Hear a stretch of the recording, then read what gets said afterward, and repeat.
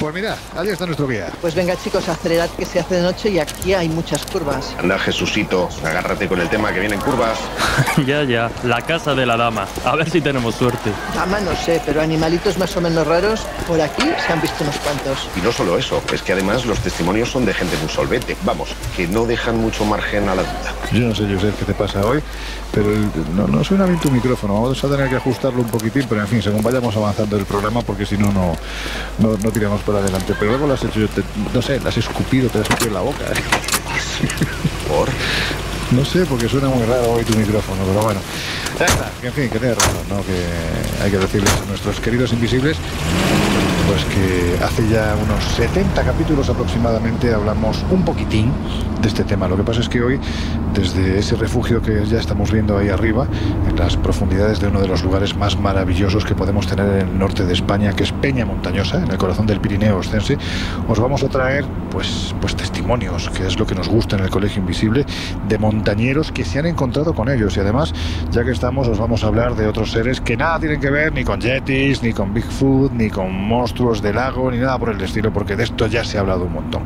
Se trata de otras criaturas que parecen estar sacadas más que de un sueño, parecen de una pesadilla, ¿no? Y además hay que decir que hay criptozoólogos que actualmente las andan buscando. Pues eso, el lado más bizarro de la criptozoología. Pero antes, si te parece, comenzamos.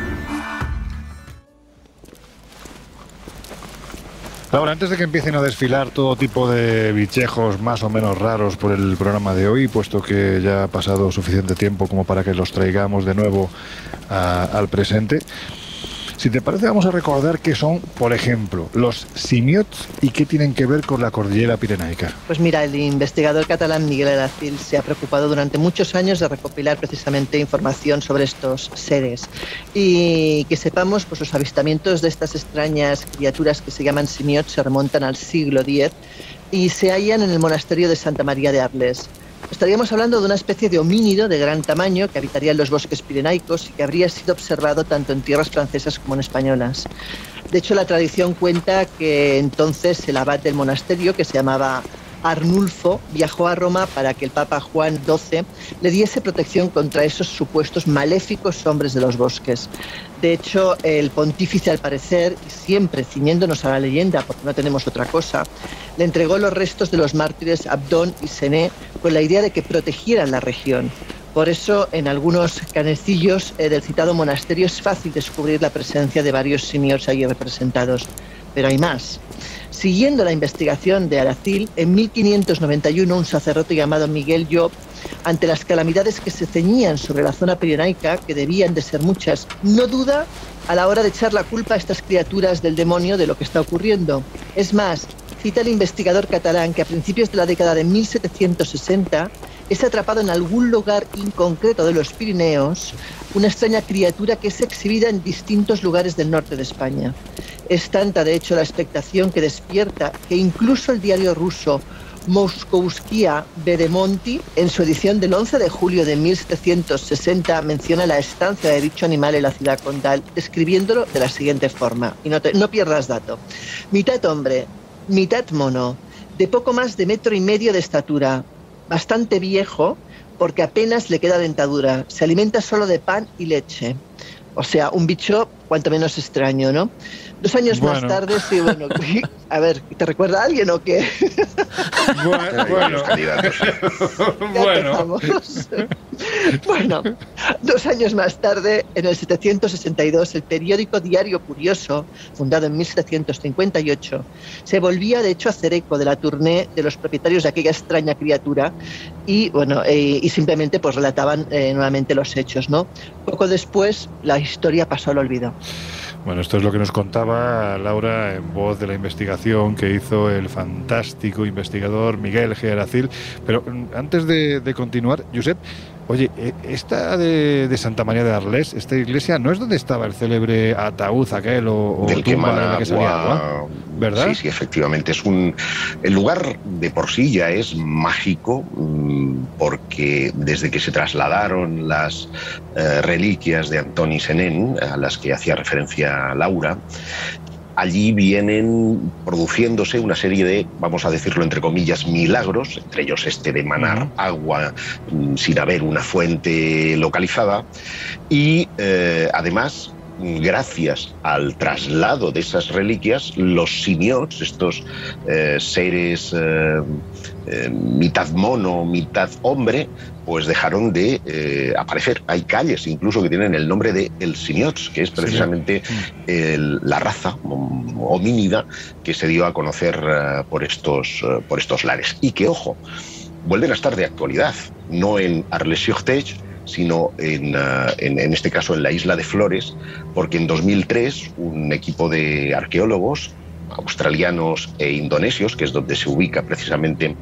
esta isla de Flores, pues hicieron un inesperado hallazgo en una cueva que se llama Lingua, y allí hallaron un simio diminuto, vamos a decir homínido, porque ellos no tenían claro si se trataba de una nueva raza emparentada con el Homo sapiens, o que pudiera tener, por ejemplo, algún tipo de enfermedad, porque la característica fundamental es que eran muy chiquitos, de apenas 1 metro de altura, y dataron nada menos que en 50.000 años la fecha de llegada de ese hombre a esa isla. Y en la actualidad hay un antropólogo retirado que se llama Gregory Ford, que ha escrito un libro que lleva por título Entre simios y humanos, la búsqueda de un antropólogo tras un homínido oculto, en el que asegura que no hay pruebas de que ese Homo floriensis, que es como se ha denominado a esta nueva raza, se extinguía. El Hobbit, ¿no? Le llamaban. El Hobbit, sí, también, sí, por su estatura, por ese metro de estatura. Y se basa en que hay algunas digamos, visiones o avistamientos de seres diminutos y, como en el caso de Arles-sur-Tech, pues homínidos, que podrían dar lugar a que esta raza no estuviera extinta y que pudiera tener algún hábitat, esto es muy criptozoológico, en esta isla de Flores. Jesús, ¿querías comentar? Quería comentar precisamente esta noticia, este planteamiento de este antropólogo que comentaba Josep, porque es francamente interesante, ¿no? De hecho, como bien dice, son muchos los testimonios que este Gregory Ford, que este antropólogo ha recogido a lo largo de los años, y afirman haberse encontrado precisamente con esta especie de ser que podríamos asociar al Homo florensis. Pero, bueno, dado que hay testimonios, también, como podéis imaginar, ha habido voces críticas con respecto al planteamiento de este antropólogo, y aunque la idea es seductora, es muy atractiva, parece ser que muchos de los expertos pues no han quedado del todo convencidos con respecto a las apariciones actuales de este homínido. Por ejemplo, uno de ellos, que es John Hawkes, que es paleoantropólogo en la Universidad de Wisconsin, ha dicho en algunas entrevistas que Flores es una isla que tiene más o menos la misma área que Connecticut y tiene aproximadamente 2 millones de personas viviendo allí hoy, repartidas por toda la isla. Siendo realista, dice Hawkes, la idea de que hay un gran primate sin observar en esta isla sobreviviendo en una población que puede mantenerse a sí misma está bastante cerca de cero. Pero bueno, también critican, como podéis imaginar, o han puesto un poco la voz crítica en que estas historias recogidas por Ford no serían diferentes precisamente de muchas de las que hoy vamos a comentar o de las que a lo largo de los años se han recogido, pues desde el Bigfoot a otra serie de extraños animales. Pero sí que reconozco, y yo creo que es interesante que gente del nivel de este antropólogo planteen hipótesis así, sorprenden por una razón, porque en este ámbito de la criptozoología de alguna forma nos movemos en esa línea roja entre lo que puede parecer imposible a día de hoy y de repente de aquí a unos años, a unos meses, tenemos un descubrimiento que, oh sorpresa, parece que reafirma, ¿no?, alguna de las aparentes locuras. Pensemos, por ejemplo, en los monstruos marinos de antaño que poblaban los mapas medievales y aparecían como bestias en lugares extraños, y a día de hoy muchos de ellos nos parecían imposibles, y no hablábamos hace mucho de monstruos de las profundidades como el calamar gigante y otras especies que de repente se descubren y, ostras, lo que parecía un mito, lo que parecía una leyenda, parece que tiene, ¿no?, una base de realidad muy, muy potente. Sí, digamos que la criptozoología sería un poco esa ciencia, vamos a llamarla ciencia, que en ocasiones puntuales pues hace que la leyenda se convierta en realidad, ¿no?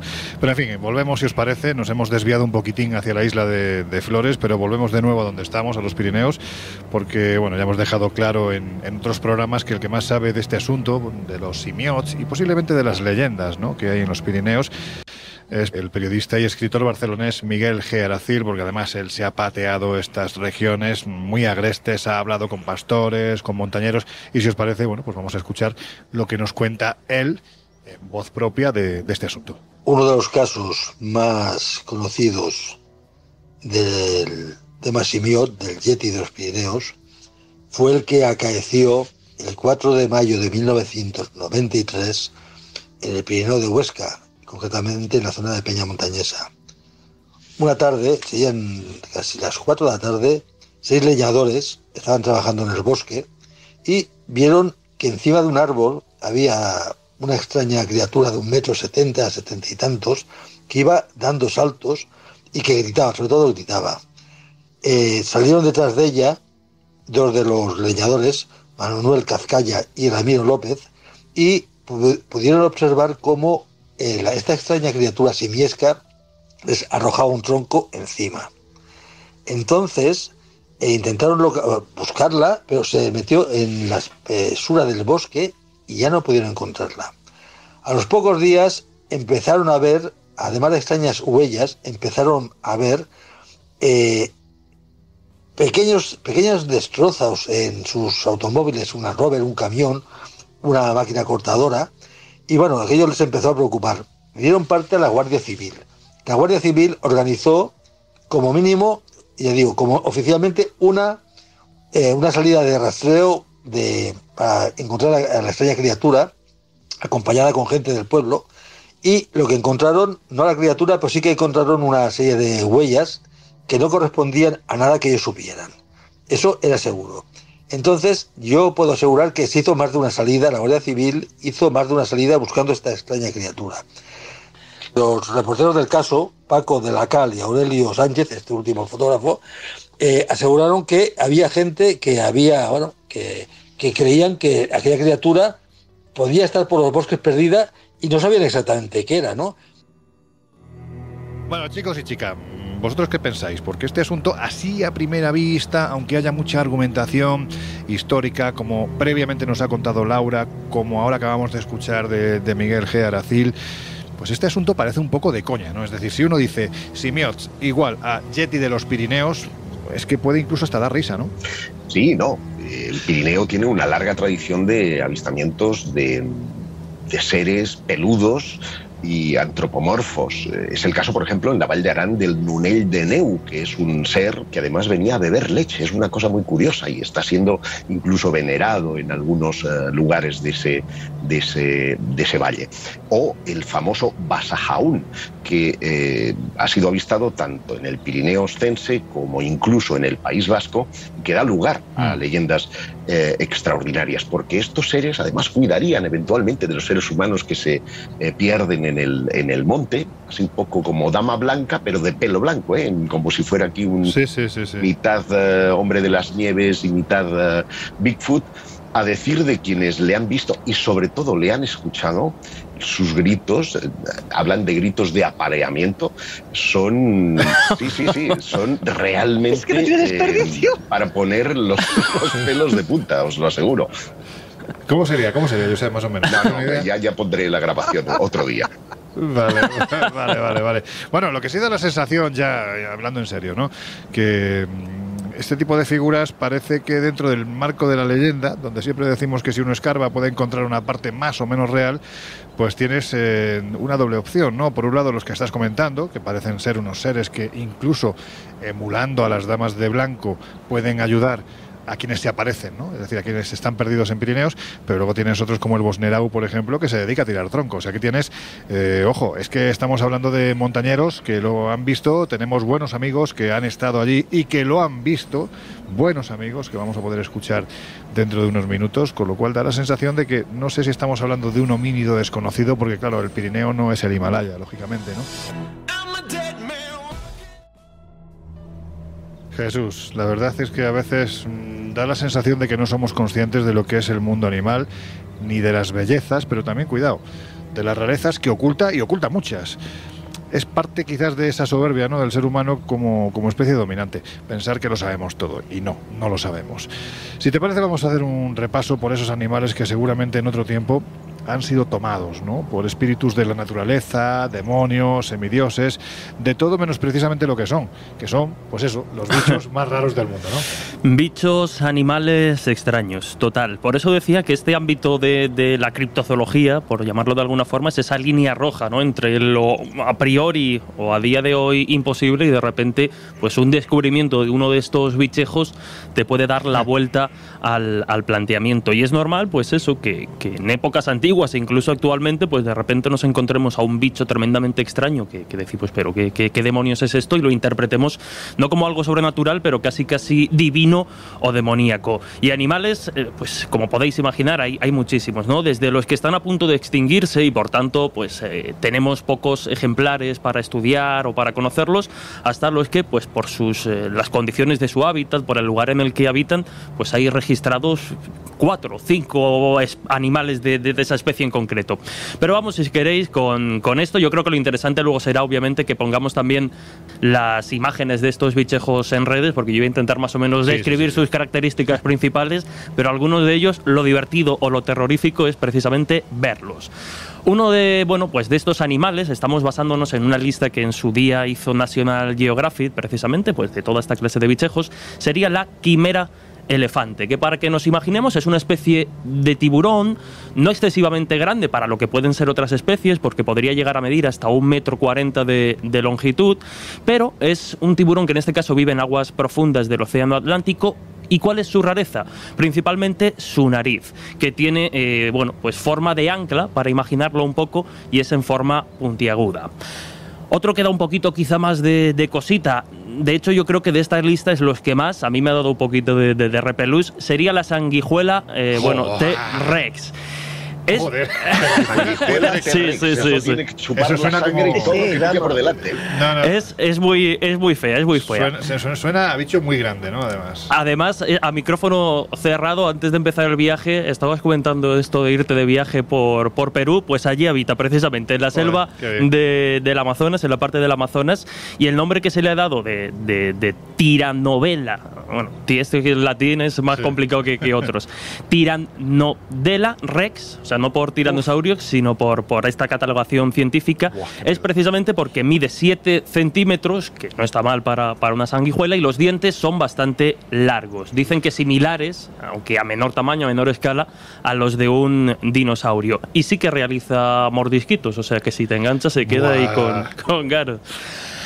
Pero vamos de bicho en bicho, porque después de la sanguijuela, por ejemplo, otro de esos animales extraños o bichejos extraños es el gusano calamar, que es una especie, pues eso, es un animal marino con forma, como nos podemos imaginar, de gusano, pero tiene como una especie de tentáculos que le salen un poco de la parte delantera y de los lados que, bueno, lo hacen asemejarse un poco a ese calamar. ¿Y este bicho se come? Uy, no lo sé, yo no me lo comería. Siendo calamar. Yo no me lo comería, pero oye, si alguien quiere probar o lo ha probado, pues ya veremos las recomendaciones. Bueno, pues este gusano tiene colores muy llamativos, mide alrededor de unos 10 centímetros y vive a 2.800 metros de profundidad, en este caso bajo el mar de Célebes. Se descubrió aproximadamente en 2007 y bueno, pues es otro de esos bichejos raros. Vamos con otro, la carachama gigante, que es una especie de paneque que también se encontró en Perú. Eso de carachama que mal suena. Bueno, son nombres de estos extraños. Es que cada vez que tenemos que preparar cosas de este tipo yo me divierto mucho, porque claro, descubres no solo unos nombres, sino unos bichejos que dan para mucho. Pero ojo, porque esta tiene los dientes suficientemente duros para rascar madera, porque de hecho lo que hace es alimentarse de los troncos y de la madera que cae cerca del lago. Y aunque parece que se come la madera, no es como tal que se alimenten de madera, sino de lo que de la materia orgánica que se puede encontrar en la madera, pues como algas que hay pegadas, plantas microscópicas, algunos animalitos o bichejos más efectivamente más pequeños y otros restos. El mono sin nariz es otro. Este es el primo del tiburón. Claro, lo que le sobra a uno la tiene el otro. Que técnicamente es un nombre que no es cierto, porque sí que tiene nariz. Lo que pasa es que es muy, muy chata y está muy hundida en la cara del simio, del mono. Te estás riendo porque te has recordado a alguien. Es que sí. me estoy acordando de la foto. Me estoy acordando de la foto y cuando la vean los invisibles, pues yo imagino que se reirán igual, porque tiene gracia el monejo. En este caso habita en Birmania, como decimos, tiene el hocico muy, muy, muy chato, muy, pues eso, muy hundido. Y en la actualidad, como decíamos, por desgracia, esta es una de las especies que se encuentra en peligro crítico de extinción, porque incluso la especie que estaba siendo analizada, estudiada por etólogos, fue cazada y devorada después. O sea que quedan ya poquitos ejemplares. Vamos, si queréis, con un par de ejemplos más. Venga. Esta a mí me ha hecho mucha gracia porque el nombre popular es el pez rosado con manos. Se han encontrado... Pues verás. No, este vive, como podéis imaginar, en las profundidades del océano, y los científicos solo han encontrado, digamos, 4 especies. Laura, fíjate el nombre técnico de este bichejo. Brachyonichthyidae, una cosa así, o sea que es una cosa rara. Pero lo curioso es que las propias aletas del animal tienen como, sí, podríamos decir, como forma de manos, están articuladas casi como unos brazos, y de hecho el animal, aunque viva en el fondo, se mueve por la tierra, digamos, decide caminar más que nadar, porque para él es más cómodo. Es una especie de bichejo, insisto, con brazos articulados, los apoya y va moviéndose. Son peces que están muy poco estudiados y hasta a día de hoy pues se sabe poco de su conducta, de su biología, más allá de esa imagen, ¿no?, característica de los propios peces. Y uno de ellos, otro raro, que además este sí que tiene un nombre ya muy, muy millennial, muy popular, es el sapo de los Simpson, porque es, como podéis imaginar, es un sapito muy pequeño, originario de Colombia, y su característica más particular es que tiene una nariz larga y puntiaguda. ¿Y por qué ha sido bautizado como el sapo de los Simpson? Pues precisamente por su parecido al personaje, al villano de la serie, que es el señor Barnes. Y si veis las fotos, bueno, sí que esa nariz un poco picuda le hace recordar, ¿no? Se trata de un sapo bastante extraño que, bueno, pues no solo por el aspecto físico, que llama mucho la atención, sino porque se salta la fase de ser renacuajo y pasa directamente pues a la forma que pueden ver los invisibles en las imágenes de redes sociales. Y por terminar, pues un topo de nariz estrellada, que igual tiene la nariz como una especie de tentaculitos que le sirven para orientarse, sobre todo para el tema del tacto. Es una especie que vive en el norte, en el nordeste de Estados Unidos. Llega a medir entre 15 y 20 centímetros de longitud, tiene 44 dientes y, como decíamos, esos tentáculos que suman un total de 22 al final del hocico y que le sirven, pues eso, para encontrar a sus presas y alimentarse. Bichejos raros que, como decimos, si nos los describiesen algunos de ellos, diríamos, es imposible esto que has visto, claro, como puede pasar con otras especies, y que de repente pues la ciencia se encuentra con ellos, porque hay muchísimas especies todavía sin descubrir y catalogar, y dan la sorpresa y decimos, pero ¿cómo podía existir esto? Pues existe. Maravillas de la madre naturaleza que estamos colgando en nuestras redes sociales. Ya sabéis que estamos en Twitter como @ColeInvisibleOC y también en Instagram y en Facebook como El Colegio Invisible en Onda Cero.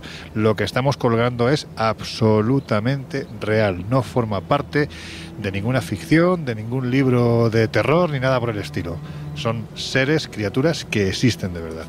Y una cosa que se nos había olvidado, porque seguro que hay muchos oyentes que no saben bien qué es esta disciplina. ¿Qué te parece, Laura, si vamos explicando qué es eso de la criptozoología? Y también, si te parece, para que se entienda todavía mejor, pon 2 o 3 ejemplos de animales que podrían entrar, animales reales que podrían entrar dentro de esta disciplina. Pues mira, la criptozoología es una palabra que proviene del griego, es decir, de la palabra criptos, que significa oculto, zoos, que significa animal, y logos, que significa estudio. Es decir, literalmente significaría estudio de los animales ocultos. No es una ciencia, se considera pseudociencia, porque lo que hace es intentar probar la la existencia de animales extintos, mitológicos o folclóricos. Y estos seres de interés criptozoológico también se les llama críptidos. Es un término que fue acuñado por John Wall en 1983. Y esto incluye especímenes vivos de especies extintas, podría ser, pues imagínate que queda algún vestigio pues, de animales prehistóricos poco vistos, pero que pueden todavía sobrevivir, o de dinosaurios no aviares, por ejemplo, o también de animales de los que carecemos todavía de evidencia, pero que aparecen en mitos, leyendas o reportes oculares, como son el Bigfoot, el chupacabras o, por ejemplo, el monstruo de Lagones. Son ilustres, ¿no?, del panteón del misterio, pero hay que decir que, por ejemplo, en África hace ya mucho tiempo que se está buscando a esa criatura que es el Mokele Mbembe, o algo así se pronuncia, ¿verdad? Sí. Y que formaría parte de esa criptozoología que está a punto de ser descubierta como real, ¿no? Es decir, estamos ahí, es lo que decíamos antes, es una disciplina que parece debatirse entre la leyenda, o que escarba mucho en la leyenda para intentar demostrar que eso que nos ofrece el mito, pues oye, a lo mejor tiene una base real, ¿no? Josep, ya que estamos hablando de criptozoología, ¿cuál es tu animal criptozoológico favorito? Pues lo acabas de mencionar, el Mokele Mbembe. Sí, sí. Joder, que vamos, es una palabra lingala. Ojo al dato, que significa literalmente el que detiene los ríos. Y esto te da una idea del tamaño. A mí me parece icónico porque me recuerda mucho al brachiosaurio, a ese saurópodo prehistórico que a todos nos viene a la cabeza, pues ahora por las famosas películas de Jurassic World, ¿no? O Jurassic Park, la saga total del Parque Jurásico. Se trata de un animal de color gris parduzco. Quienes le han visto dicen que es de un tamaño superior a un elefante, que tiene entre 4 y 6 metros de alto y de 5 a 10 metros de largo. Y otros, dicen que tiene el cuello largo, flexible, y que tiene un solo diente, lo que a mí me recuerda que el cuñado... Esto era broma. Sus huellas se parecen a los de los hipopótamos, aunque son mayores, palmeadas y circulares como el tamaño de una sartén, y con solo 3 dedos. Este Mokele Mbembe ha sido visto en muchos lugares de África, pero especialmente en la República del Congo, donde incluso un relato describe una supuesta matanza que tuvo lugar allí en los años 60, cuando un ejemplar de Mokele Mbembe en las cercanías del lago Telé, según la historia, un grupo de pigmeos de la zona construyó una pared para intentar detener el paso de esta criatura, y una de ellas incluso pudo atravesar la barrera, lo que originó una feroz respuesta por parte de los pigmeos, que al final terminaron comiéndoselo. Joder. Oye, Laura, ¿el tuyo cuál sería? Yo creo que sé más o menos por dónde vas a ir, pero si tuvieras que decir, este es mi animal criptozoológico a mí hay favorito. muchos que me dan sinceramente asco, porque son muy feos, ¿vale? Entonces me voy a dos, uno más mitológico. Bueno, los dos son mitológicos, uno quizás se ha hablado más de él y se cree más en que pudiera existir, el otro desde luego no, pero ambos me parecen bonitos al menos, que uno es el Pegaso y otro es la sirena. O sea, yo creo que son dos animales bonitos. El de la sirena mola.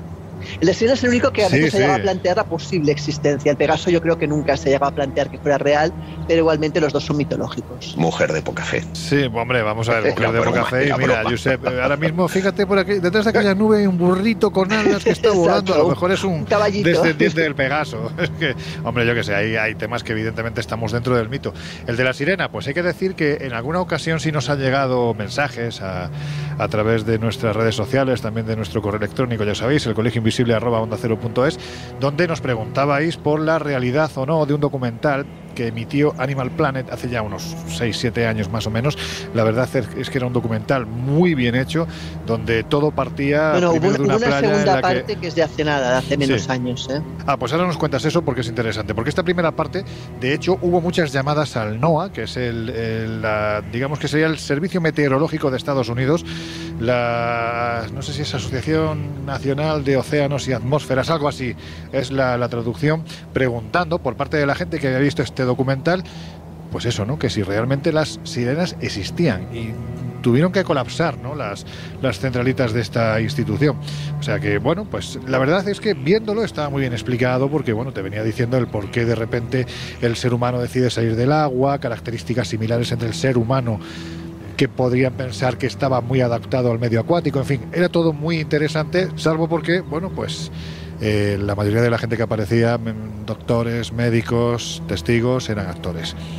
Lo avisamos porque, como seguramente después de haber nombrado las sirenas alguien lo preguntará, pues tenéis que saber que la historia estaba basada en las teorías de un personaje con un nombre muy extraño y que ahora mismo no voy a decir porque sería meterme en un fregado, pero todo lo que aparecía en ese documental era falso porque eran actores. Ahora, esa segunda parte, Laura, que no la conozco. Bueno, en la segunda parte lo que aparecía era un tripulante de un submarino que estaban dedicados a la investigación del océano, y en este caso pues él afirmaba que habían oído unos sonidos muy extraños que de hecho perturbaban incluso la paz marina, que después de grabar esos sonidos habían hecho una segunda investigación, una segunda inmersión sin permiso oficial por su cuenta y riesgo, y ahí en esa segunda inmersión habían conseguido grabar lo que sería una sirena. De hecho, emiten unas imágenes que realmente, si te las crees, son espectaculares. Claro, te quedas como en shock cuando tienes esa sensación de que el documental, porque está muy bien hecho nuevamente, es cierto, ¿no?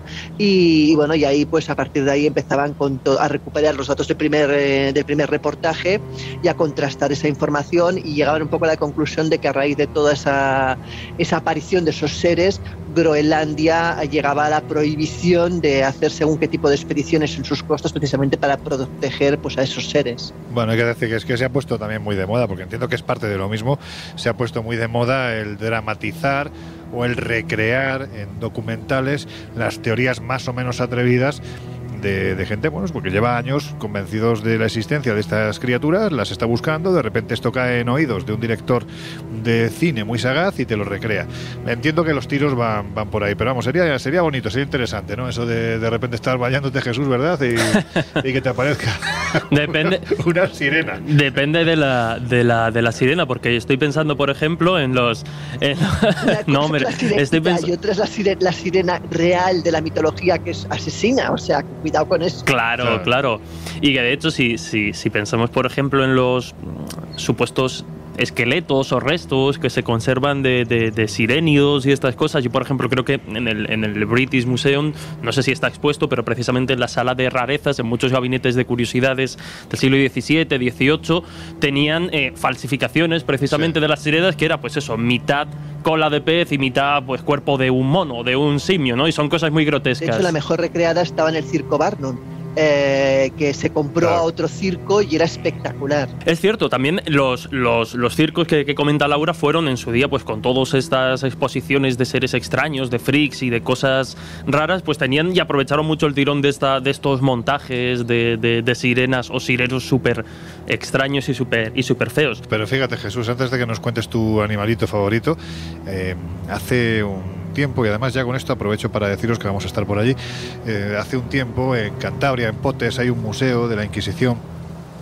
donde hay, bueno, es un museo de los horrores realmente, porque no solo es de la Inquisición, sino que tienes todo tipo de animalitos extraños, estos que se exponían en esos circos, ¿no?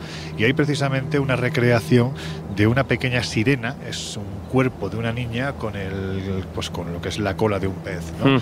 Y ahí se describía perfectamente cómo en el pasado se llegaba, en el pasado reciente, porque estamos hablando de principios del siglo XX, finales del XIX, se llegaban a coger los cadáveres de niños, se les cosía a las colas de grandes peces fuerte. Y ahí tenías la sirena muerta que se había encontrado. Qué fuerte.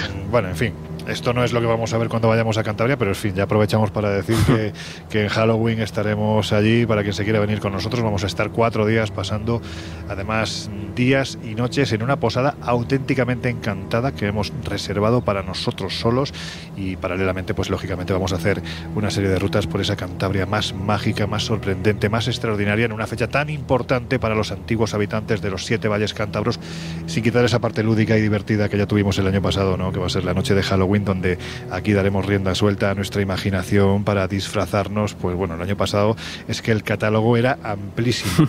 Este año estoy convencido de que va a ser más. Bueno, dejo ahí el dato, si queréis saber más, en viajesprisma.com y en espaciomisterio.com tenéis todos los datos de esa salida de 4 días que vamos a realizar en fechas de Halloween. Yendo al tema, Jesús, que nos faltaba tu bicho. Sí, muy rápidamente. Hombre, ahora que ya has mencionado el norte y las sirenas y demás, por ahí está también el ejemplo y la estatua del hombre pez de Liérganes, Francisco de la Vega Casares. Efectivamente, que era, bueno, pues un humano normal que de tanto pasar supuestamente tantos años en el mar, nadando, buceando, pues acabó desarrollando ciertas características o cierta fisionomía más cercana a un pez que a un ser humano. Hombre, yo no sé si, no sé si es de tanto nadar, porque David Meca está la mar de bien y más tiempo que él en el agua no creo que pasara Liérganes. Bueno, el hombre pez de Liérganes decían que se metía en el río Miera y de ahí no salía. El hecho de que tuviera el cuerpo escamado, ya el propio Gregorio Marañón lo dijo, es porque seguramente era víctima de la ictiosis, ¿no? Que le provocaba pues precisamente ese picor terrible que solo se curaba con las aguas frías del río, y por eso estaba todo el día metido en el agua. Y bueno, en fin, esto lo que no justifica es cuando desaparece en la ría de Bilbao y lo vuelven a encontrar en aguas de Cádiz, y además ya con una apariencia más cercana a una criatura de mar que a una criatura terrestre. Bueno, pues si os interesa, el mío es el unicornio, que quizás está un poco más cercano a ese Pegaso, ¿no?, que decía antes Laura, aunque hay que decir, Josep, que este animal fue buscado en el Valle del Indo porque al parecer hay unos sellos en el Museo de Lahore, que está al norte de Pakistán, donde aparecen representados lo que parecen ser una especie de bóvidos de gran tamaño.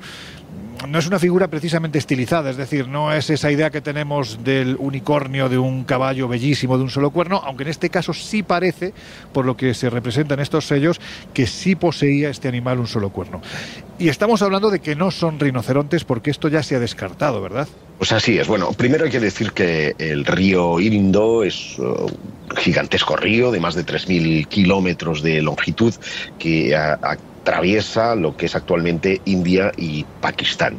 Y es crucial este emplazamiento también desde el punto de vista histórico, en la medida en la que en sus orillas se desarrollaron civilizaciones importantísimas, con pruebas arqueológicas que se han encontrado en lugares como Mohenjo-Daro, como Kalibunga o Lothal, y que indican que había un desarrollo de civilización importante. Bueno, pues en un pueblecito que se llama Dolavira hay unas ruinas, restos de lo que podríamos denominar una ciudad, hay una serie de pictogramas y los antiguos habitantes de Dolavira produjeron allí una serie de sellos. Son sellos muy chiquititos, de 3,5 por 3,5 y una anchura que no llega al centímetro, son 0,75 centímetros, y que ahí pues inmortalizan escenas de la vida cotidiana, animales salvajes, etcétera, etcétera. Y ahí vemos, por ejemplo, búfalos, elefantes,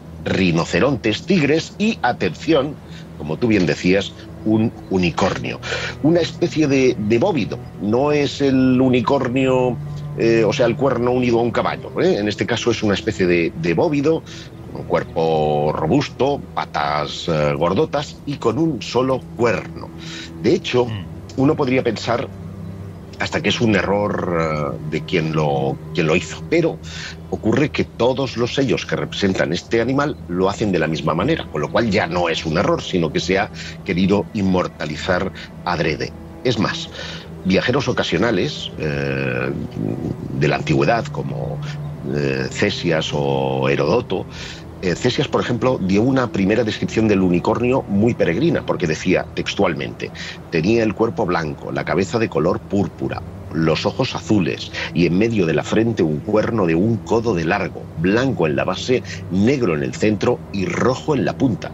Más textual no puede ser la cita, ¿verdad? Es increíble. Desde luego que sí. Y incluso autores romanos, siglos después que los griegos, también entraron de lleno en este debate sobre la naturaleza del animal, y Plinio, por ejemplo, logró separar como dos especies distintas al unicornio y al rinoceronte, y la fusión viene dada por el único cuerno, en el caso de la especie asiática que representa al rinoceronte, pero que los romanos conocían muy bien, porque ya lo utilizaban, por ejemplo, tanto en la arena de los circos como en los juegos, y por lo tanto no había lugar a la confusión. Así que el misterio está servido. Tal vez hayan o hubieron unicornios en la antigüedad en el Valle del Indo. Pues sinceramente no tengo ni idea, pero mira, si alguien estaba muy entusiasmado con este asunto, a tal punto de hay que decir que desde que era pequeño se obsesionó con él, fue Fernando Jiménez del Oso. Y de hecho en el año 1989 nos fuimos en un viaje bastante largo y bastante complejo a recorrer Pakistán desde prácticamente el sur, Karachi, hasta el norte, Gilgit, ya en la zona de los Himalaya, y por supuesto visitamos el valle de Taxila y el valle de Harappa, ¿no?, que es la cultura a la que pertenecería Mohenjo-Daro. Bueno, pues esta es la cultura que teóricamente, en un tiempo muy pasado, representaron en estos sellos de esteatita esos animales que habitaban por aquel entonces en el Valle del Indo, un valle muy fértil, pero también representaron a ese unicornio. Y Fernando estaba totalmente obsesionado con ese unicornio. Si os parece, porque yo creo que siempre es agradable recordar a nuestro querido Fernando, vamos a escucharle hablando de por qué realizó ese viaje a Pakistán y por qué pensó, alguien tan sesudo y científico hay que decirlo como él, por qué pensó que el mito era real. Lo lógico es pensar que el unicornio sea tan irreal como los poderes que se le atribuyeron y las leyendas cargadas de simbolismo que se tejieron en torno a él. Sin embargo, no es un invento medieval. Tiene un origen mucho más antiguo. Ya figuraba en un tratado del siglo V a.C., escrito por el historiador y médico griego Ctesias, que durante 17 años estuvo consultando los archivos persas de Susa. En uno de sus libros, el Índica, se refiere a una especie de asno salvaje propio de la India, tan grande o más que el caballo y dotado de un solo cuerno en la frente. Los que encuentran fácil explicación para todo han supuesto que en ese pasaje de su libro, Ctesias está aludiendo simplemente al rinoceronte indio de un solo cuerno.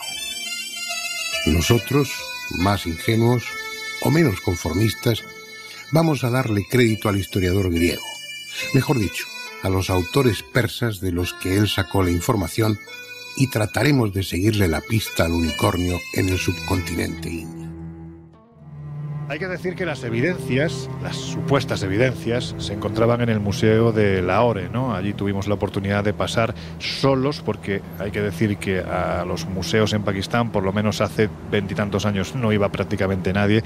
El turismo era un 0,8%, con lo cual os podéis hacer a la idea de que cuando entramos en este museo estábamos solos, ¿no?, contemplando los sellos que allí se encontraban. Fernando estaba en absoluto éxtasis, y en estos sellos aparecían las representaciones de animales y de otros seres menos convencionales. Vamos a escuchar a Fernando hablándonos de ello. ¿Qué animal es este? Tiene un solo cuerno. Tal vez sea un rinoceronte. No, porque al rinoceronte lo conocían sobradamente y lo representaron tal cual es. ¿Un buey visto de perfil? Tampoco, porque cuando se trataba de animales de dos cuernos se cuidaban de que ambos fuesen bien visibles. Es un animal distinto, retratado con la misma técnica y cuidado que los demás. No es un caballo, no es un antílope o un buey, no es un rinoceronte. Es un cuadrúpedo macizo que tiene un solo cuerno, y no recto, sino curvado, como es lo lógico. Lo que sí parece claro es que entre los antiguos habitantes del Valle del Indo era un animal apreciado, probablemente por su escasez, porque está representado en casi la cuarta parte de los sellos y generalmente con lo que parece ser un lujoso pesebre delante de él. Ignoramos el nombre que le daban, pero a falta de otro mejor, y en atención a su único cuerno, el de unicornio parece apropiado. El unicornio, un animal que existió o no, que pertenece a la leyenda de otro tiempo, un tiempo en el que quién sabe si los seres humanos llegaron a convivir con este tipo de animales. Bueno, pues con esta reflexión os dejamos unos minutos escuchando una de nuestras músicas esenciales. Enseguida volvemos. Bueno, pues vamos a seguir hablándoos de bichos que no son muy amables, pero antes, Josep, querías dar un apunte. Mientras escuchábamos la música has comentado, ¿no?, que hay un resto, ¿no?, de ese animal mitológico del que hablábamos en un lugar muy determinado, ¿no? Ocurre que en el museo que alberga la Lanza del Destino, en Viena, en la habitación de al lado, se conserva un cuerno de unicornio, o al menos así está catalogado. Hay que verlo, porque desde luego ayuda a acrecentar la leyenda de si es un mito o es realidad. Claro, aquí habría que preguntarle a Laura, ¿no?, que es la que más sabe del tema este de la lanza, si en este caso los restos del unicornio, de cuerno de unicornio, son tan auténticos como la propia lanza. Bueno, la lanza, ya he dicho más de una ocasión que el último análisis dice que no es la auténtica, sino que data del siglo VII, o sea que... Pero en ese vídeo que rescatamos precisamente para el libro de Laura, se están desenvolviendo las sagradas reliquias del Museo Hofburg, y entre ellas estaba que claro, no se especifica porque ves ahí una cosa amorfa, alargada, bastante larga, pero está etiquetada en el museo como un cuerno de unicornio. Laura, nos estamos acercando ya a los minutos finales de esta primera hora del Colegio Invisible de hoy, pero si te parece vamos a hablar de un animal que no es precisamente amable. Hemos hablado de los simiots, las sirenas ya hemos visto que si existieron pues tenían un poco de mala leche, pero hay uno que es terrible y que de hecho está siendo buscado porque hay muchos testimonios de su presencia, y es que hay que decir que se le teme como a ningún otro animal en Mongolia. ¿Qué es eso del gusano de la muerte o gusano gigante? Para hablar de él nos hemos de ir al desierto del Gobi, entre China y el sur de Mongolia. Y bueno, como bien sabéis, la mayoría pues es uno de los desiertos más grandes del mundo. En este caso hablamos de un animal extraordinariamente heterogéneo. ¿Por qué? Pues mira, se supone que es una especie de gusano de entre 1 metro y 1,5 metros de longitud, y que habita pues en las dunas escondido. Lo conocen como gusano del Gobi, pero es un gusano, además tiene una peculiaridad: no mata porque de repente te dé un mordisco o algo por el estilo, sino se supone que mata por una especie de envenenamiento a distancia, con lo cual incluso sin verlo puede llegar a matarte. O sea que es una cosa de lo más curioso. De hecho, la gente del lugar tiene un miedo atroz a este animal. Es considerado mitológico, pero muchos aseguran haberlo visto con sus propios ojos. Cuentan que su presencia, como te decía, es venenosa. De hecho, Chapman Andrews, que fue uno de los más aventurados exploradores y prestigiosos estudiosos de la China de la primera mitad del siglo XX, en su libro On the Trail of Ancient Man, este hombre hace referencia a este gusano, y según cuenta, pues es un temible bichejo que además atemoriza pues a toda la población. Según señala también el escritor Karl Schucker, en una investigación publicada en la revista precisamente Enigmas, en el número 27, en uno de sus encuentros del explorador con los altos gobernantes de Mongolia, el primer ministro precisamente le habla a Andrews sobre este misterioso animal y le solicita que si por favor puede capturar al bichejo. Bueno, pues tú imagínate la situación en que le pone, ¿no? O sea, le habla de un bicho mitológico que nadie ha visto y le dice encima que lo capture. El director del Museo de Historia Nacional relató también en su libro que todos los presentes creían firmemente en ese gusano, y aunque ninguno lo había visto, todos creían en él a pies juntillas. Hay una serie de expediciones que se han realizado precisamente intentando dar, no sé si caza o por lo menos sí testimonio, ¿no?, de que este bicho existía. Fueron las dirigidas por Miroslav Naplava y Peter Horky, que se fueron para allá, para el desierto de Gobi, en el año 1996. Y hay que decir que en esas 2 semanas que duró la expedición no se registró contacto directo alguno con el temible gusano, pero los testimonios que consiguieron durante esos días sí contribuyeron a aumentar un temor que vendría a confirmar el que ya habían puesto encima de la mesa, ¿no? Porque aquí todo el mundo estaba bastante asustado con este asunto. Pues a principios de los años 90 del pasado siglo, 2 expediciones comandadas por el explorador y escritor checo Iván Markele, que sirvieron además de base para un documental titulado El misterio del monstruo de las dunas. Es decir, es que se está buscando por activa y por pasiva. Y hay que decir que, según las historias contadas por los testigos, las arenas del desierto en ocasiones se convertían, cuando aparecía este enorme gusano, se convertían en una especie de océano de veneno que literalmente mandaba al cementerio al que estaba sobre estas arenas. Y algunos de los relatos, Laura, hay que decir que son, bueno, pues bastante aterradores. Totalmente. ¿No? Mira, por ejemplo, hablamos de uno en el cual el afectado había sido un geólogo que formaba parte del equipo ocupado en estudiar las peculiaridades de la región, y lo que no esperaba, por supuesto, es que entre ellas se encontrara pues este mortífero gusano. El hombre caminaba con el grupo por el desierto y por lo visto llevaba entre sus manos una gran barra de hierro. En un momento dado, agotado ya por la caminata, decide clavar la barra de hierro en el suelo, y de repente los allí presentes escuchan un ruido muy profundo, un ruido realmente estremecedor, ¿no? El cuerpo del geólogo cae entonces a plomo sobre la arena sin motivo aparente. Todos se acercan y lo que se dan cuenta es que está muerto y no entienden exactamente el porqué. En aquel momento la sorpresa y el desconcierto de los que lo acompañan es ya soberano cuando empiezan a ver que la arena del lugar en la que estaba incrustada la barra de hierro empieza a removerse. Lentamente algo empuja por salir para afuera para ver la luz, y vence incluso la resistencia de la tierra y de la barra de hierro clavada. El caso es que de repente aparece pues un repulsivo gusano desmedido, grueso, con la capacidad de contraer y expandir su cuerpo blanco, ante los aterrorizados, como no puede ser de otra manera, ojos de los presentes, ¿no? Este gusano pues es el que había matado, se supone a distancia, al investigador. Pero hay más testimonios. Carl P.N. Schucker recogía, por ejemplo, en la revista Enigmas un relato narrado a los miembros de la expedición en el 96, quienes cuentan que estando acampados cerca de las ruinas del viejo monasterio, se enteraron de que un muchacho de la localidad había muerto de forma instantánea al tocar inadvertidamente un gusano de la muerte que se había metido dentro de una caja en el poblado donde vivían sus padres. También sus progenitores pues encontraron la muerte cuando intentaron ayudar al hijo, matar al asesino de su descendencia.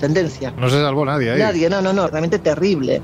De hecho, las características con las que se ha descrito lo emparentan con los anfisbenios, más concretamente con una especie aún desconocida por la comunidad científica. En otras palabras, se trataría de una especie de reptiles que viven bajo tierra, que construyen ahí pues, sus nidos, sus galerías por donde se mueven, ¿no? Casi todos los miembros de esta especie carecen de extremidades, cuentan con un cuerpo cilíndrico y grueso, se asemejan de hecho a las serpientes en cierta forma, ¿no? Lo que ocurre es que existe algo que juega en contra de lo que es esta teoría, algo que parece descartar que estemos hablando de un peligro real, porque todos ellos, en principio, todas estas razas serían inofensivos, con lo cual no casaría con el anfisbenio no actúa como actúa así, por eso te digo que hay este. algo que no casa, ¿no?, con la descripción de estos bichos.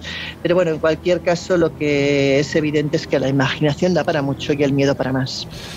El nombre, además, para que tengáis más datos, de este gusano de la muerte de Mongolia es Algoy-Jorjai. Ese es el nombre que se le da. ¿Cómo te gustan los nombres extraños? Sí. Es que además suena muy bien, ¿verdad?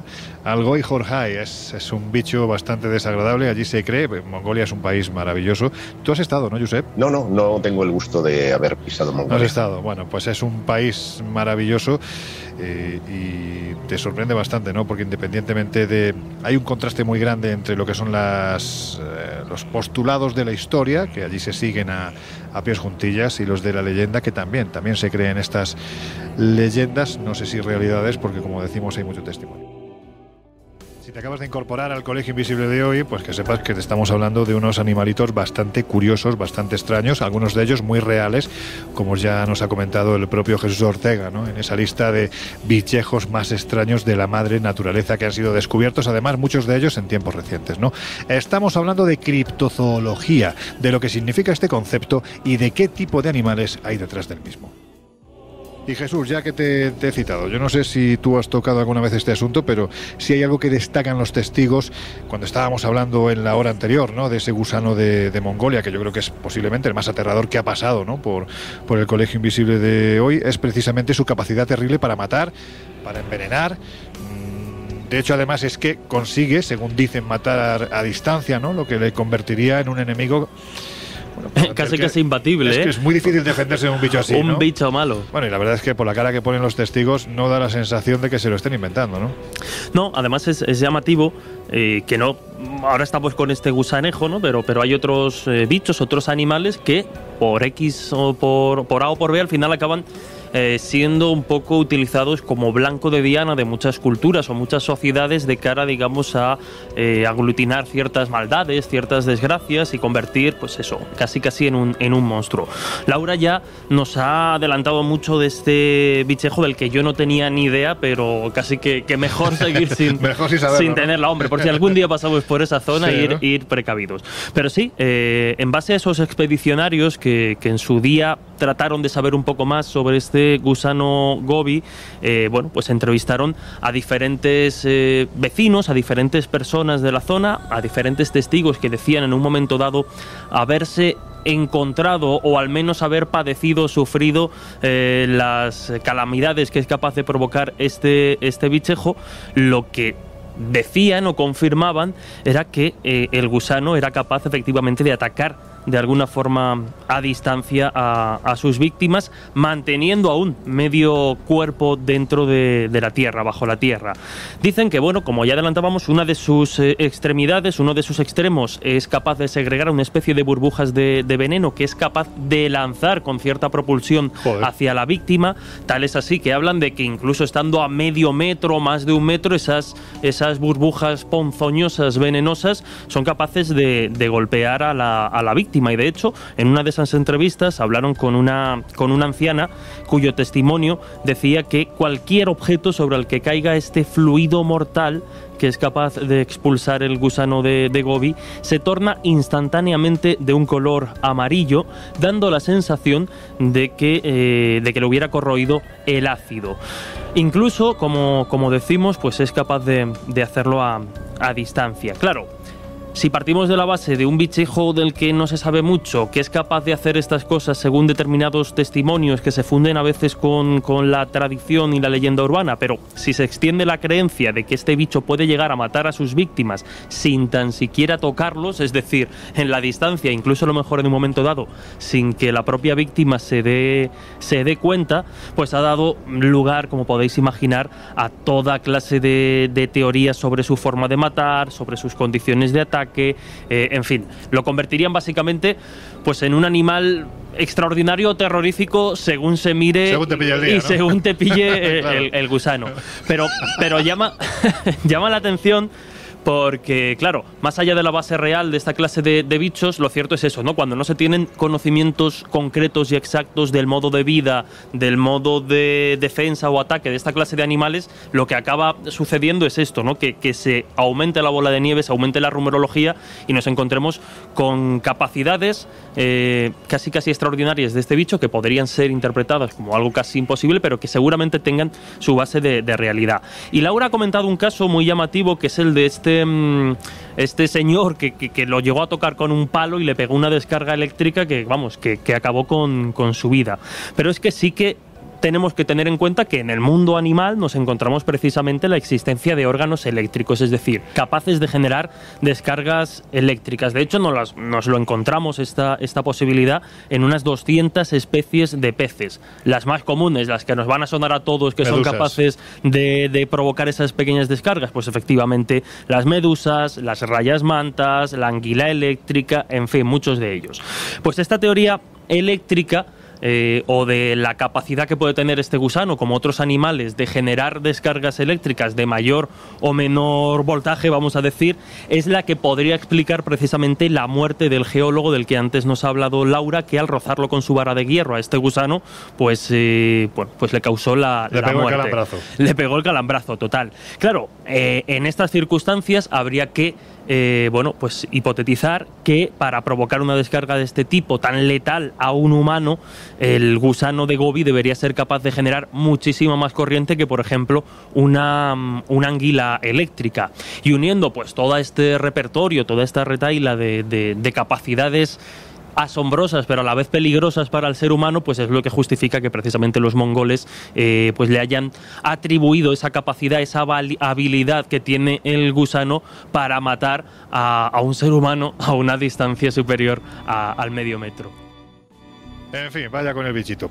Oye, si os parece, vamos a un tema un poquito más amable, que además tiene mucho que ver con el lugar en el que ahora nos encontramos. Pero antes, Josep, cuéntame quién es Carlos Ollés, porque bueno, es una pieza fundamental de lo que ahora va a venir. Así es, porque muchas veces escuchamos testimonios de criptozoología y siempre nos vamos a Estados Unidos o a remotos lugares, y aquí, en España, y concretamente en el Pirineo, tenemos algún que otro testigo directo y real, como es el caso de Carlos Ollés, que nació el 20 de junio del 65 en Valderrobres, un lugar mágico donde lo haya, de la región de Matarraña, en Teruel. Es escritor y colaborador de Aragón Radio, autor del libro 50 lugares mágicos de Aragón, responsable de la Sociedad de Investigaciones Parapsicológicas y Exobiológicas, que impulsa, por cierto, las jornadas del Pinseque, donde estaremos con toda probabilidad este año, y ha tenido experiencias sobrecogedoras. Pues con él precisamente estuvimos hablando y recorriendo esta zona, y además entramos en este mismo refugio en el que ahora nos encontramos para que nos comentara, pues eso, ¿no?, el testimonio que él mismo ha recogido a lo largo de sus pateos por estas montañas. ¿Testimonio o testimonios? Porque hay unos cuantos, ¿no? Pero antes de eso, creo que es interesante que escuchemos el suyo propio, y además en el mismo lugar en el que le ocurrió lo que le ocurrió, y no voy a hacer más spoilers. La verdad pasada de sitio, ¿eh? Sí, la verdad que esto es impresionante, estas vistas son impresionantes. Oye, Carlos, y hablando de vistas, aquí fue donde ocurrió todo, ¿no? Sí. Veníamos 7 compañeros de la zona de Anayet, habíamos dormido en los Ibones y era por la mañana. Estamos hablando del mes de febrero, final de febrero, principios de marzo, y hay que imaginarse todo esto lleno de nieve, o sea, el terreno está muy desdibujado y vamos por la senda que habían marcado otros montañeros. Y en un momento concreto, en esta zona, aquí donde está esta escopidera de piedras, en la Marmolera, debajo de la Marmolera veo que un compañero apunta algo. Claro, yo iba el último, no sé lo que estaba apuntando, pero al llegar a su altura veo que hay una huella marcada perfectamente en la nieve y un pie descalzo muy grande. A mí me llama mucho la atención. Claro. ¿Y yo qué hago enseguida? Lo primero que hago es colocar mi pie al lado de esa huella. ¿Tú tienes un? 47. Yo calzo un 47. La coloco al lado de esa huella y veo que aquello es muy grande. Me sobrepasa por lo que dibuja esa huella descalza de un dedo muy gordo. Dedo del pie muy gordo, humano. Y para mí era humano, pero muy grande. Y me fijo que hay más. Subía en progresión hacia arriba, toda la escupidera hacia arriba, dirección a la Marmolera. Me quedo mirando, digo, madre mía, si esto lleva una progresión, una cadencia entre paso y paso de 1 metro aproximadamente. Digo, esto es imposible, porque tú cuando haces montaña y subes una pendiente, los pasos son más cortos, por eso te cansas un montón. ¿Quién ha podido hacer esto? Me subo un poquito para verlos y veo que aquello sigue para arriba. Me doy cuenta que donde empezaba la nube que cubría las puntas, veo una especie de como sombra oscura que se estaba internando en lo que era la zona de la nieve, y ahí lo perdí. Tal y como lo estás contando, la cadencia que llevaba de 1 metro, aquel ser fuera lo que fuese, no solo era fuerte, sino que además pesaba bastante. Grande y fuerte, porque esa cadencia de paso ni un deportista la puede hacer. La podrá hacer durante 7 metros, 8, no más. Pero aquella cadencia subía hasta arriba, se veían los pasos. Y venía del barranco, es decir, por el otro lado continuaban y veían que había eso, lo que fuese, había subido del barranco. ¿Alguna vez antes os había ocurrido algo parecido o habíais oído hablar de alguien que os contara algo similar? Yo era la primera vez que lo vi y no había habido nunca. Sí, las leyendas del Gosmerau, ese hombre mitológico de las nieves del Pirineo aragonés, pero para mí siempre se quedaron en leyendas, siempre. No habían ido más allá en mi imaginación. A ver, Laura, Jesús, Josep, vosotros conocéis bien a Carlos. ¿Se lo ha inventado? Definitivamente no. O sea, yo creo que conociendo a Carlos basta para entender que es una persona que no tiene ni necesidad ni tendencia a inventarse nada. O sea, no cuadra con su perfil, así que tengo que creer en su palabra. Y además yo diría que choca consigo mismo, en el sentido de que es un hombre escéptico, no es un hombre de tremenda credulidad. No, yo creo que él ha tenido un enorme debate, ¿no? Al ser testigo e investigador de un asunto que realmente pues cortocircuita la razón, ¿no? Jesús. A mí me sorprende porque, como bien estamos diciendo, todos aquí conocemos a Carlos y, bueno, pues la honestidad y la transparencia que lo caracterizan tanto como amigo y persona, como, bueno, pues como profesional, divulgador y escritor de estas cuestiones.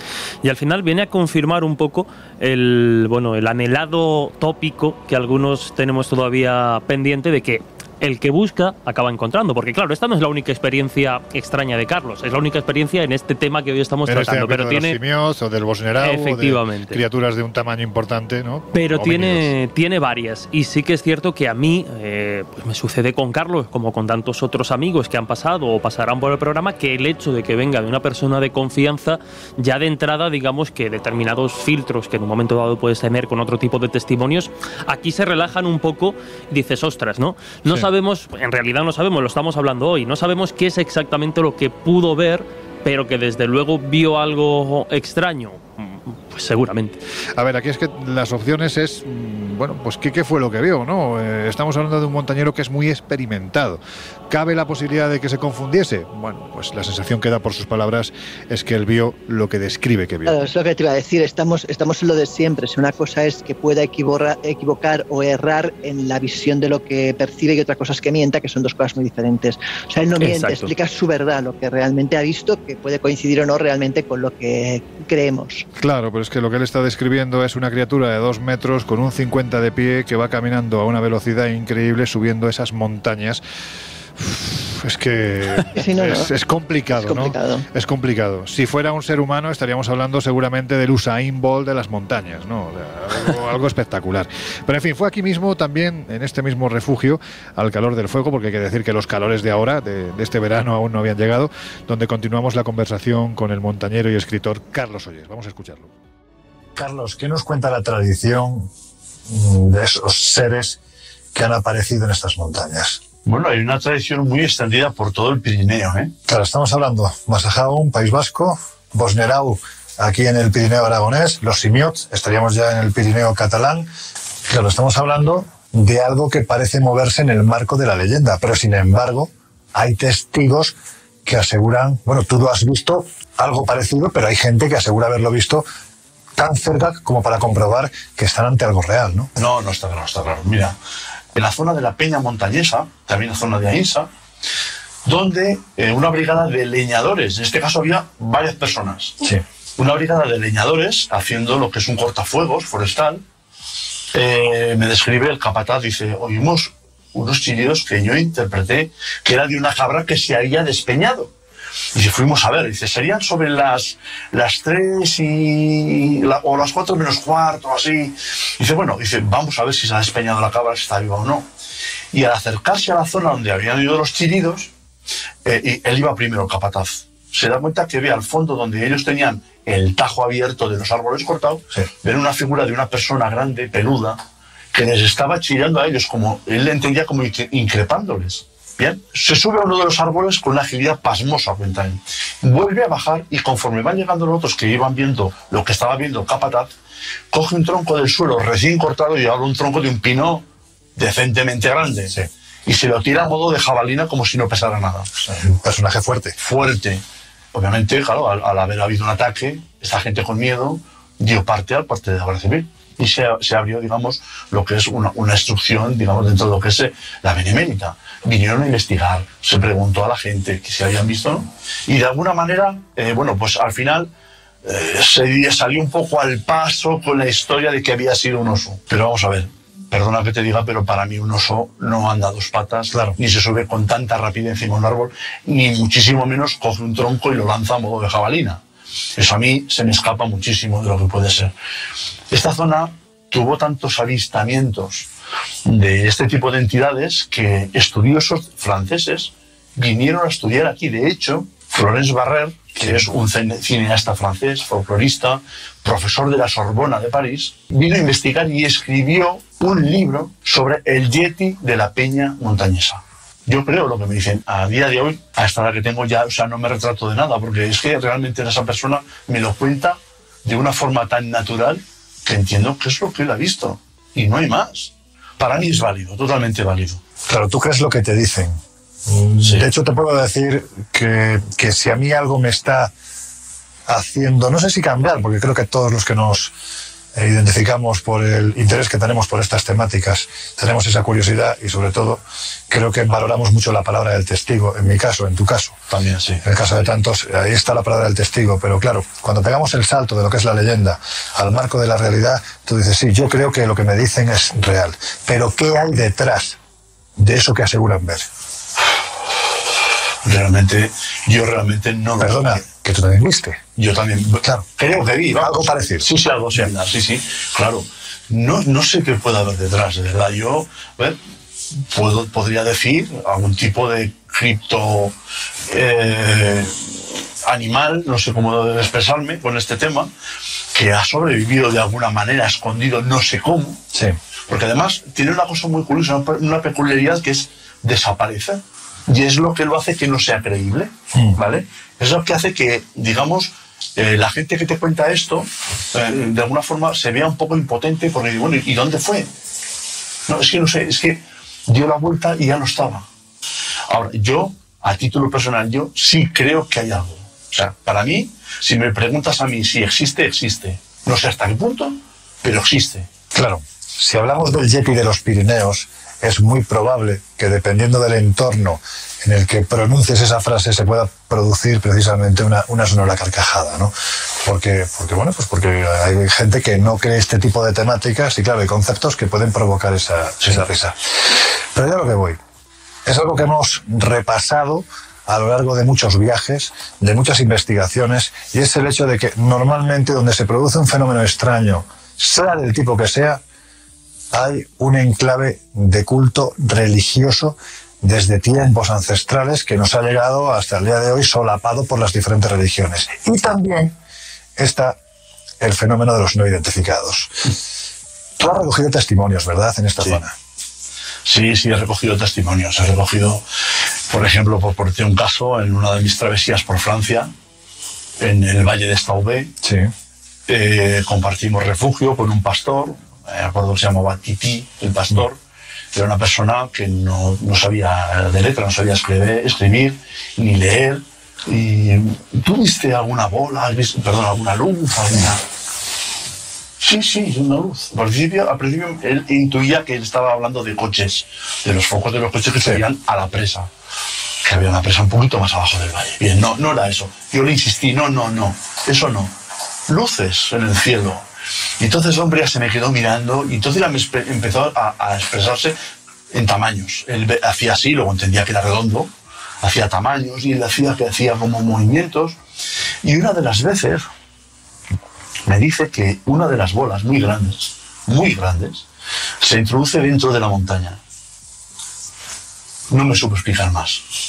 Eran bolas blancas de luz, muy grandes, que alumbraban muchísimo, hacían la noche de día y que circulaban por aquel valle, bueno, pues a su antojo.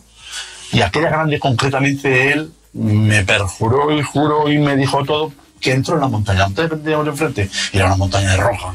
No sé cómo lo pudo hacer, pero yo creo en su palabra. Venga, vamos si os parece a otros bichos muy raros, porque sinceramente a mí particularmente me molan más que los propios críptidos.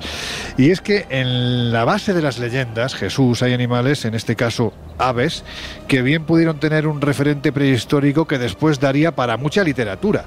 Los teratornis. Es un buen ejemplo de lo que estamos hablando. También conocido, que eso sí que mola, el pájaro de trueno. Pues sí, como estamos comentando y estamos viendo, muchos mitos, muchos relatos, muchos seres o animales casi sobrenaturales que pasan a formar parte de la cosmovisión y de la mitología de muchos pueblos y culturas a lo largo del mundo y de la historia, tienen una base profundamente real. Y es el caso precisamente del pájaro del trueno.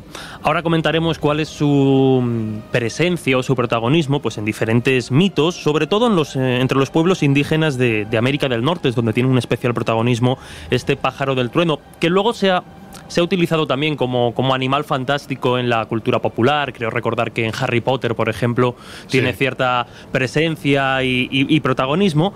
Pero la base real de este animal legendario sería un animal ya extinto, que sería el teratornis. Hay que situarse, es un gran ave voladora de América del Norte, con una envergadura bastante interesante. De hecho, se llegó a pensar en un momento dado, ahora lo comentaremos, que pudo haber, claro, no secuestrar porque no es la voluntad, ¿no? Pero casi que cazar y llevarse a un bebé humano, porque estamos hablando de un ave de una envergadura de entre los 3,5 metros y casi los 4 metros. Bueno, parecido al cóndor, muy parecido al cóndor. Efectivamente, claro. De hecho, es un pelín más grande que el cóndor andino actual y casi 2 veces más pesado en este caso que el cóndor de California. De hecho, estamos hablando precisamente de un ave que fue antepasado.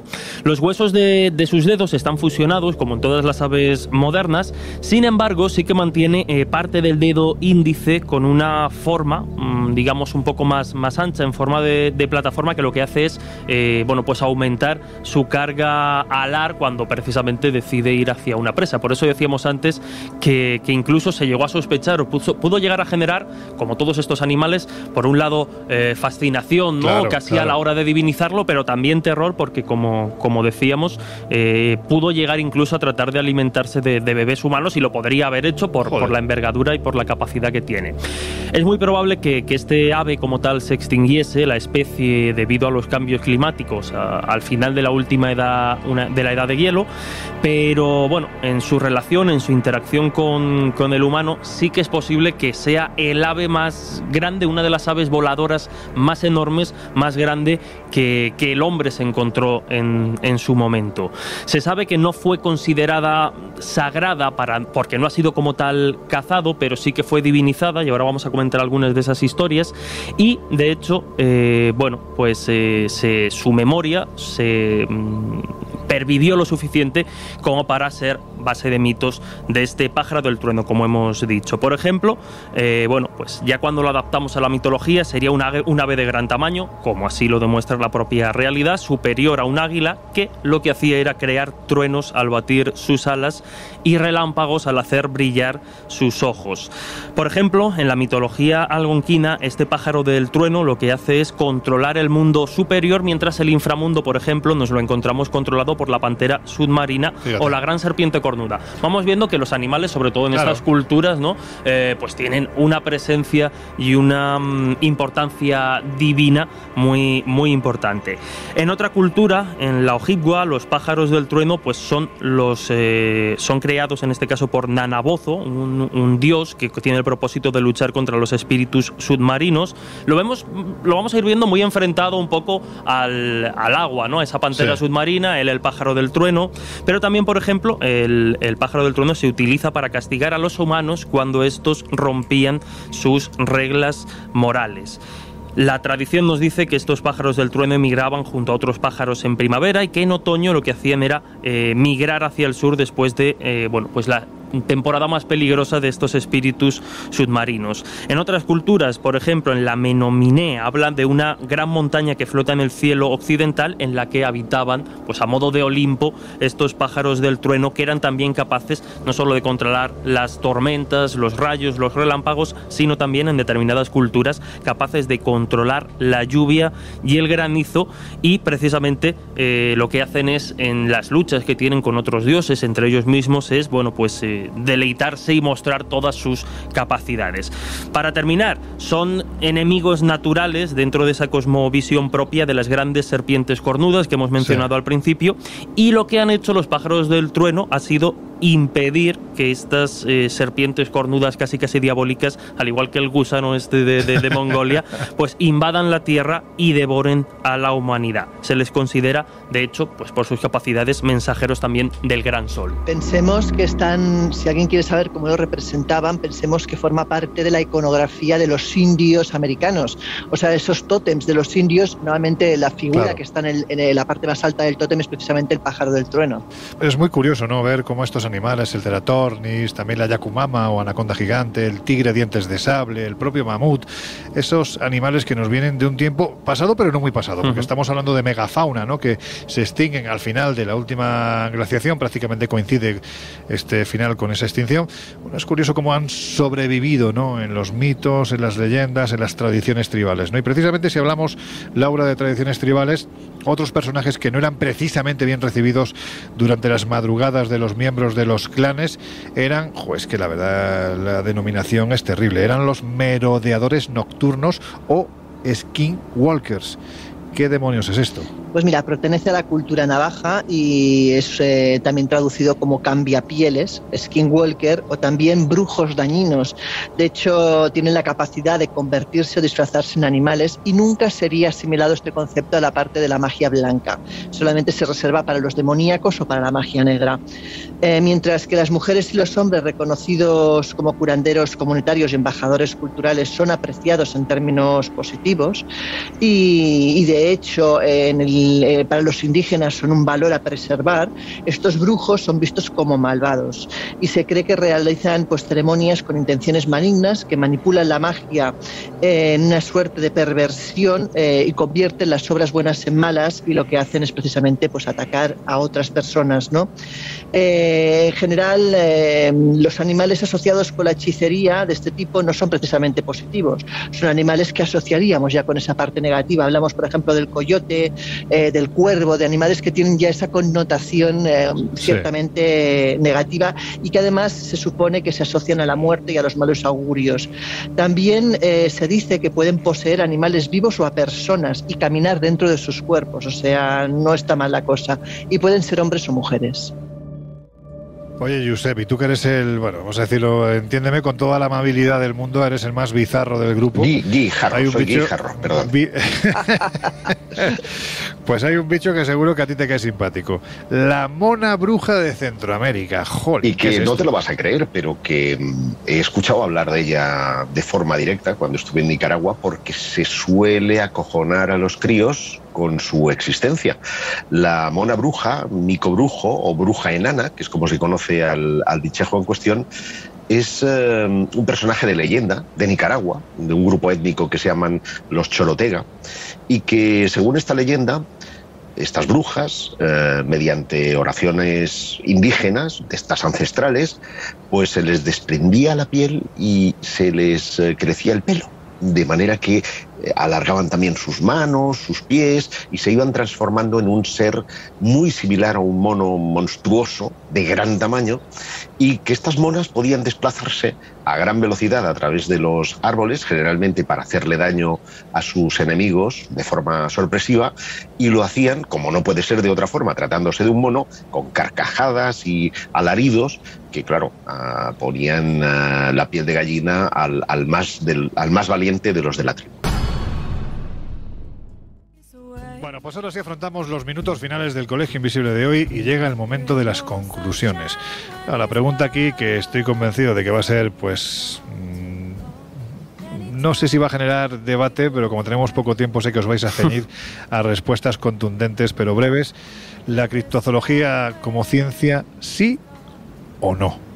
A veces. ¿Se ha ganado ya los méritos para serlo? Yo te diría a veces. O sea, yo creo que cuando la criptozoología se acerca a animales extintos que puedan haber sobrevivido, te diría sí. Cuando se acerca a la mitología, probablemente no. Pues estoy completamente de acuerdo con el planteamiento de Laura, porque Hubelmans, que fue el padre de la criptozoología, lo que hizo fue intentar ilustrar, como, mira, un poco como pasa con la arqueología bíblica. ¿Se puede hacer arqueología con la Biblia? Pues definitivamente no es científico, es una aproximación científica y un estudio que trata de intentar ver las bases de los mitos religiosos en base a la arqueología. Y con esto pasa igual, se puede encontrar un hueso de un animal extinto y tratar de relacionarlo pues con un centauro, con un micomono o con cualquiera de los bichos que hemos estado hablando, pero hasta que no tengamos una evidencia clara y contrastada de su existencia real, pues seguirá estando en el terreno de la leyenda, y de ahí que la criptozoología, y especialmente por el tema del Bigfoot, que está muy desacreditado, pues ha alejado a notables científicos de la misma. Claro, es que la criptozoología va un poquito más allá del monstruo del lago Ness, del Bigfoot, del Yeti, es otra cosa, ¿no? Jesús, ¿tú qué opinas? Yo creo que Laura al principio, cuando la hemos definido como tal, ha dado la clave. El problema es como, bueno, cuando se habla pues eso de la arqueología extraoficial o heterodoxa y demás. Yo creo que en el tema de la criptozoología o en el terreno de la criptozoología sigue siendo una, vamos a llamarlo disciplina, un campo de estudio muy asociado y muy empeñado, pues eso, ¿no? En vamos a decir, animales, en especies o en criaturas que a priori no tienen una base sólida real de existir. Para mí, como tal, la criptozoología estaría, por tanto, en ese terreno más que decía Laura en su descripción de la pseudociencia, y al final los que se tienen que encargar precisamente de descubrirnos especies tan raras como las que hemos comentado, o que confirmen de alguna forma posibles mitos o posibles rumores como otros animales o bichos raros que hemos estado comentando, al final, nos guste o no, probablemente esas certificaciones o esas,